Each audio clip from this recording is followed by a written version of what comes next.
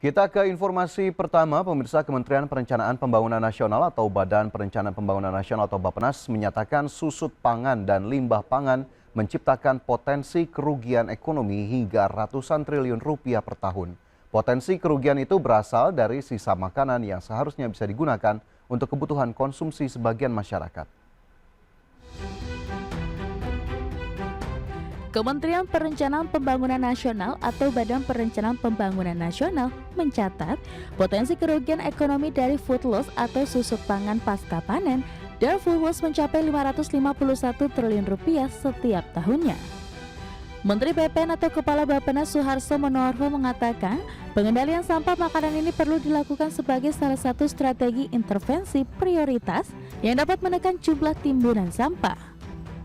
Dengan adanya pemanfaatan sisa pangan masih layak konsumsi juga dapat memenuhi kebutuhan energi setidaknya sebanyak 62% dari total penduduk yang kekurangan energi.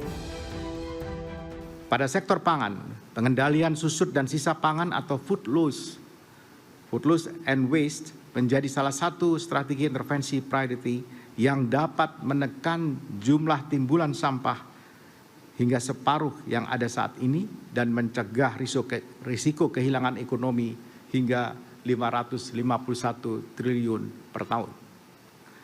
Pemanfaatan sisa pangan yang masih layak konsumsi juga dapat memenuhi kebutuhan energi setidaknya sebanyak 62% dari total penduduk yang kekurangan energi.